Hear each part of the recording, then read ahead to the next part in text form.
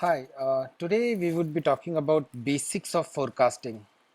This is a very important chapter in production and operations management. Let's begin. A forecast is a statement about the future value of a variable such as demand. In forecast, we predict the future demand. Basically, there are two kind of information that we require to make a forecast. One is current factor or conditions. Second is past experience in similar situation. Forecast plays an important role in planning process because they enable managers to anticipate the future so that they can plan accordingly. Different departments require forecasts for their planning for the future. For example, accounting require forecast for the new product, process cost estimation, profit projection and cash management. Finance requires forecast for the equipment replacement needs, timing and amount of funding required, and borrowing needs. Human resources require forecast for hiring activities involving recruitment, interviewing, training, layoff planning, including outplacement counseling. Outplacement is basically you retrench people from your company and place them somewhere outside, maybe with your supplier or a customer. Marketing requires forecast for pricing and promotion, e-business strategies, global competition strategies. MIS department requires forecasting for new and revised information system internet services. Operations require forecasting for scheduling, work assignment and workload, inventory planning, make or buy decision, and project management.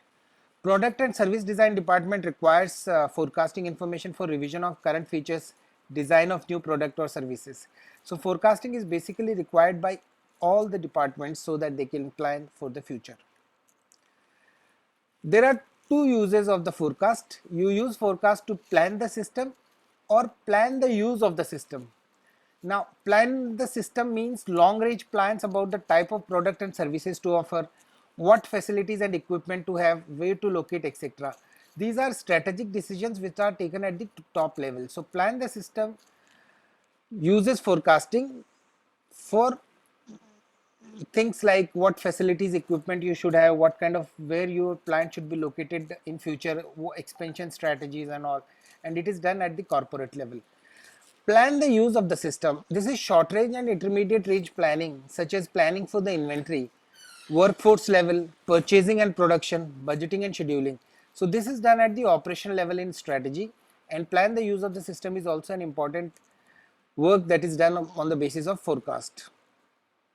Let us be clear that in spite of the computer and mathematical model, forecasting is not an exact science. Instead, successful forecasting often requires a skillful blend of art and science. Experience, judgment, and technical expertise play an important role in the forecast. So, forecasting is not only about mathematical modeling, complex equation solving, graphs, and all. Forecast also requires judgment and experience. So, forecast is a combination of both art and science. There are these features of forecasting techniques. Forecasting techniques generally assume that the same underlying causal system that existed in the past will continue to exist in the future.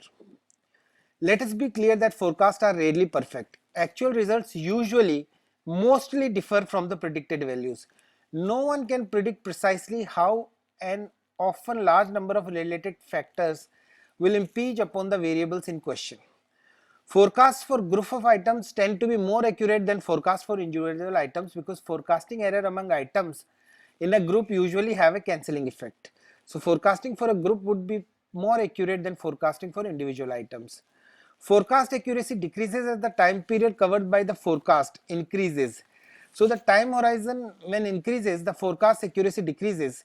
Short range forecasts usually are more accurate due to few uncertainties than the long range forecasts.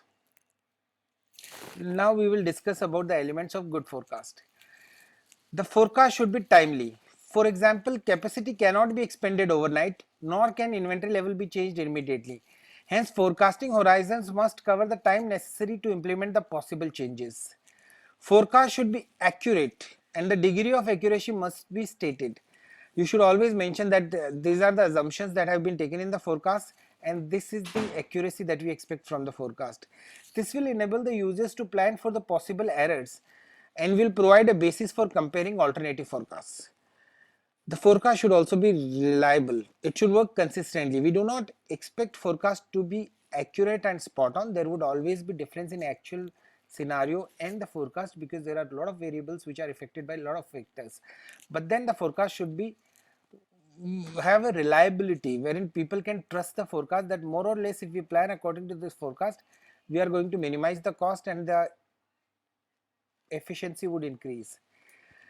The forecast should be expressed in meaningful terms. For example, financial planners will need to know how many dollars or rupees will be needed.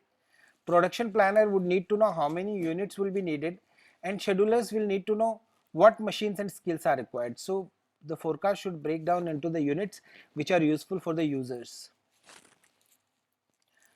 The forecast should always be in writing because it increases the likelihood of passing the same information to all concerned. If we do verbal forecasting, the information may get distorted when it is transmitted from one person or one department to other department.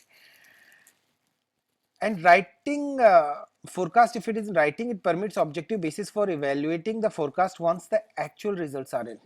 So when the actual results are in, you can compare your forecast with the actual, and then you can discuss and evaluate where did your forecast go wrong or right and what were the reasons for it, and on the basis of that you can make subsequent forecast. The forecasting technique should be simple to understand and use. In complex techniques, users do not understand the circumstances in which the techniques were appropriate or limitations. Misuse of techniques is an obvious consequence. You should not use complex forecasting techniques just to show off your skill. Basically, it should be simple and easy to understand, and the user should be able to make out what were the basis on which forecasting was done, what were the tools that were used in forecast.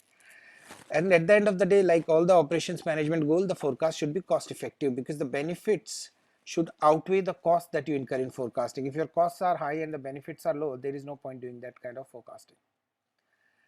There are certain steps in forecasting process, and these are standard in all the forecasting process. These are, first you determine the purpose of the forecast, for what purpose are you forecasting. Then you have to establish the time horizon of the forecast. Then you have to select a forecasting technique. We will be dealing with forecasting techniques in the due course. Then you gather and analyze relevant data. The data integrity should be maintained. Data should not be first to look impressive. You should find out the exact data, and the forecasting should be done on the basis of that true data that you have. Then you make the forecast, and then you monitor the forecast, that how your forecast is working with the reality. There are two approaches to the forecasting. One is qualitative forecast, which is subjective forecast, opinion based forecast, and then there is quantitative forecast, which analyzes hard data. It is believed that quantitative forecast is better than qualitative forecast because it removes the biasness. But still, a combination of two is always recommended because to certain extent you require experience and judgment as well. Forecasting techniques are classified into three types. One is judgmental forecast, another is time series forecast, and then associative models. In judgmental forecast, analysis of subjective inputs obtained from various sources such as consumer survey, the sales staff, manager and executive are used. In time series forecast, it attempts to project past experiences into the future. The underlying assumption is that the future will be like the past. In associative models, it is consists of one or more explanatory variable that can be used to predict future demands. For example, demand of a paint may be related to variables such as price per gallon, the amount spent on advertising, the other traits of the paint like how much time does it take drying, how durable it is and all that. So these are the methods that we use for forecasting. If we classify forecasting, then it is classified into two major categories, quantitative and qualitative. Qualitative forecasts are also known as judgmental forecast, and quantitative forecasts are classified into time series models and associative models. So we would be discussing about qualitative forecasts today. Qualitative forecasts basically are subjective in nature and rely on the human judgment and opinion, and these are the methods that we use for qualitative forecast. Executive opinion, Salesforce opinion, consumer surveys, market research, and Delphi method. In executive opinion, a small group of upper level managers, examples marketing, operations and finance, may meet and collectively develop a forecast based on their experience.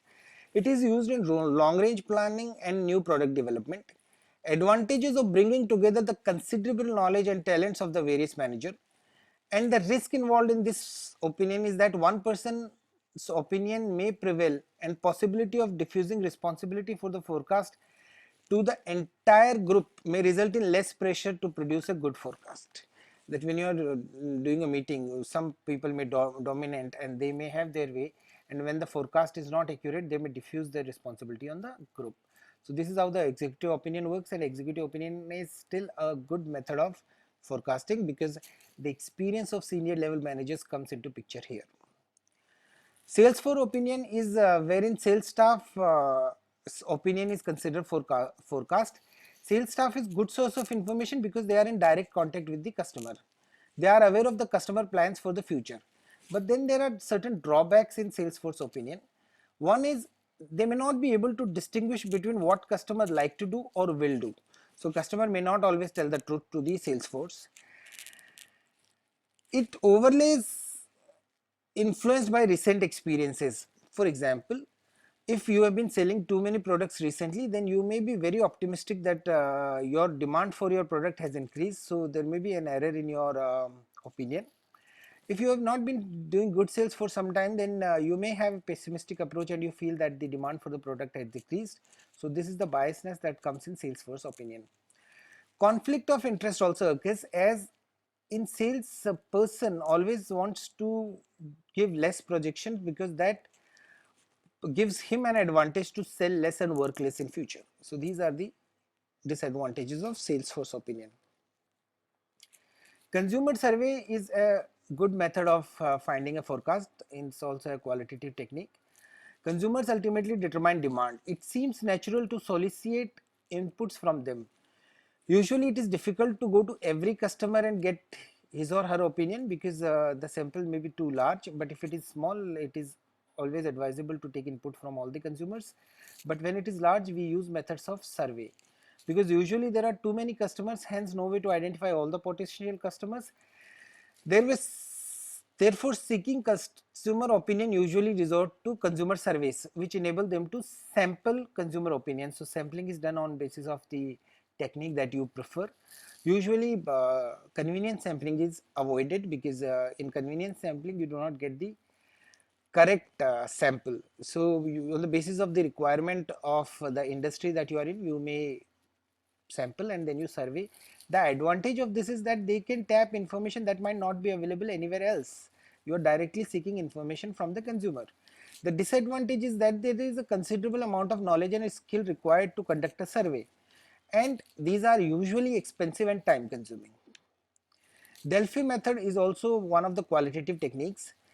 It involves circulating a series of questionnaires among individuals who possess the knowledge and ability to contribute meaningfully. Responses are kept anonymous, which tends to encourage honest responses and reduces the risk that one person's opinion will prevail. Each new questionnaire is developed using the information extracted from the previous one, thus enlarging the scope of information on which participants can base their judgments.